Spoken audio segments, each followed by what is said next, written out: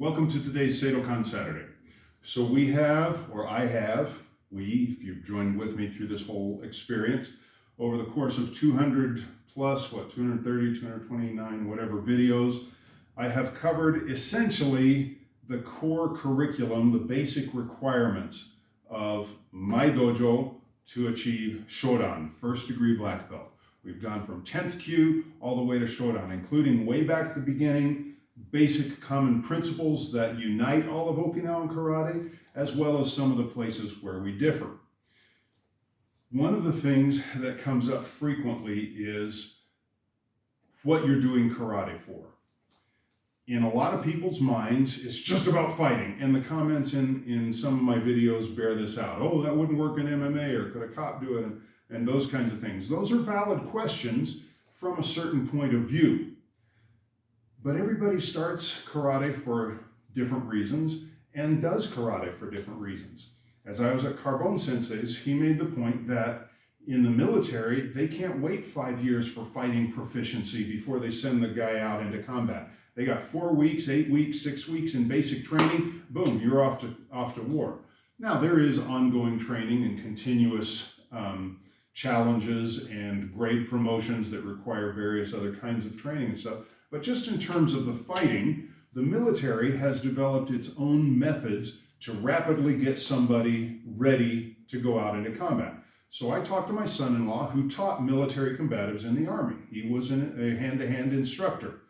In his youth, he had done some, I believe it was Tracy-style Kenpo off of the Ed Parker lineage. He had gotten into some early Brazilian Jiu-Jitsu, did a little wrestling. But then he went into the military. Didn't have any real structured rank or advancement that I know of, but when he got into the military, he worked to the point where he became a combatives instructor. So I asked him to summarize this for me. Basically, all the way up to include in his training, in order to become a combat instructor, it totaled 280 hours of training. Well, if we put that in karate years, let's just say just 1 hour twice a week, that's about 4.5 years of training. Well, where do you get to in 4.5 years of training, or 280 hours of training? Get the black belt. His first combatives, just to get ready to go out, was 40 hours, 1 week, 8 hours a day of combatives training. Hand-to-hand, daily, 8 hours. Now that's a really compressed time frame. The good part of that is you learn a lot really fast, or you learn to do a little bit really well, really fast, but you don't really get a whole lot of material to learn how to do, because it's pretty much just get in there 8 hours a day. There's no distillation time, no processing time. It's just do. 8 hours, boom, boom. 1 week, 40 hours. Well, let's take 40 hours. In 40 hours, that at twice a week, going to a karate class, that's going to be 20 weeks. In 20 weeks, about 5 months, you're going to progress through 1, maybe 2 belts. And in my dojo, we're already sparring at that level. And so again, in terms of actual hours on the floor in training, we're pretty much equal to what the military is doing. And most dojos who focus on self-defense, Okinawan dojos and those styles, I would say are pretty comparable. And so the comparison is a little bit disingenuous. Yes, they get there in a week or 4 weeks or whatever their training is, but we're just spreading it more over time, and we add the distillation process and a lot of the other cultural and perfection of character and technique. It's not just fight. We're trying to learn a whole bunch of other aspects in karate as we go.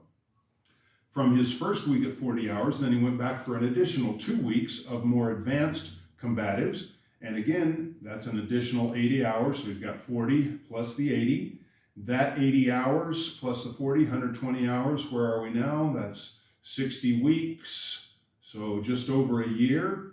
Again, very comparable to what we accomplish in karate, provided that our focus is on self-defense and that we're doing adequate pressure testing via sparring and surprise attacks and scenario and drills and so forth. If your dojo is doing those things, you're accomplishing the same thing as the military, just not as fast, because we're not doing it 8 hours a day compressed. And I would argue, personal opinion, that extended time actually adds for distillation and extra practice. If they're even doing just a little bit outside the dojo, it's actually even more time. So it becomes an unequal comparison. We're not training military guys. I'll have my karate guys who've gotten to black belt go out on a weekend leave and compare their behavior to a military guy going out on weekend leave whose entire focus has just been fighting and fighting and fighting, absent any other moral character, dojo-kun type of training. The biggest issue that happens is people's ideas of why they're doing it change. I reached into one of my books, it was Shoshin Nagamina's Tales of the Great Masters, and I found hidden in there these nice little treasures. These are the essays, short 1-page, 2-page essays that I had a few of my students write as part of their black belt promotion. And in every case, they started karate for one reason with one idea of what it would be, and then by the time they got to black belt, what they thought a black belt was and what they now understood it to be was very different. Everybody does martial arts for their own reasons: fitness, fun, social activity, get out of the house. At the bottom line, even those focuses will be improved if the core of the martial art is still self-defense. Choki Motobu once said that the biggest danger, biggest threat to society is a martial art that doesn't teach people how to defend themselves properly or how to fight. I'd say there are lots of other bigger dangers to society, social divisions, moral hatred, racism, so forth. There are all sorts of dangers. Nuclear war, that's probably a bigger danger than a guy who can't defend himself. But Motobu's hyperbole aside, the concept is at the core of the karate, there needs to be self-defense, but that may not be the student's entire focus when they start. Typically it is defend themselves first. Then some of these other things start to come out. So I'm going to call Max out here because I didn't make him write an essay, so I'm going to make him talk to you guys. What did you think black belt was going to be? When you started, do you remember what you used to think of a black belt? Well, so I started like 15 years ago when I was a teenager, and I just thought black belt was some hardcore fighter guy, you know, just going to kick butt whenever. What do you think now? Well, I like to think I could handle myself, but I'm not looking for any fights. I definitely don't want to be in any fights.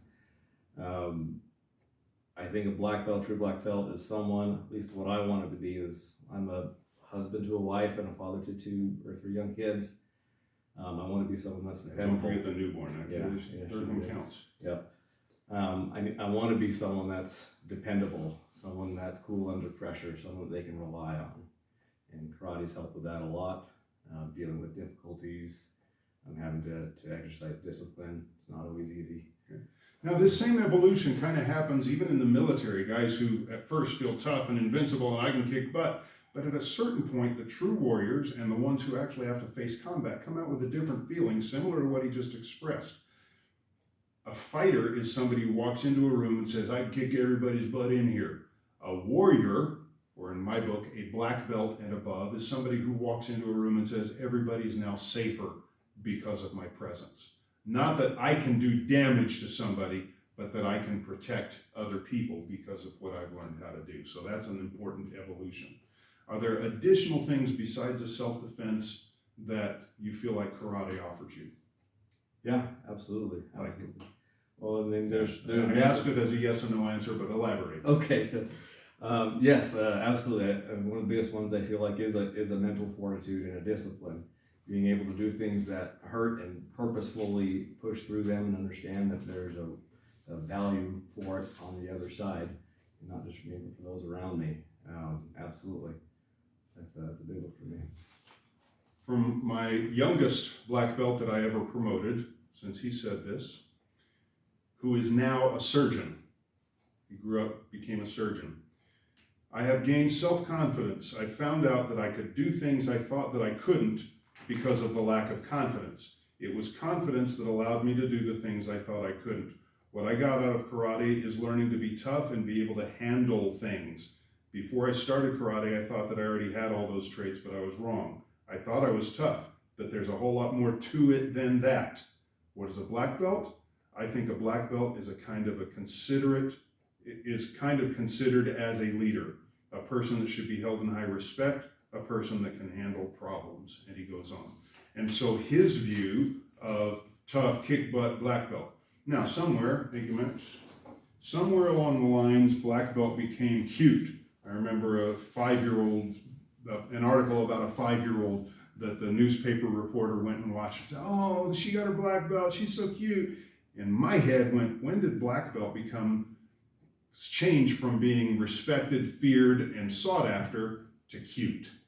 Hopefully we're maintaining a standard. Hopefully as a family and a group of martial artists, some of us at least are trying to maintain a standard to where they do gain confidence and ability, confidence, not false confidence, but confidence based on proven ability. I've shown that I can do this. I came in, I couldn't do a push-up. I went out, I can do 100. I came in, I couldn't kick above my knee level. I walked out, I can now balance on one leg and kick up to the head.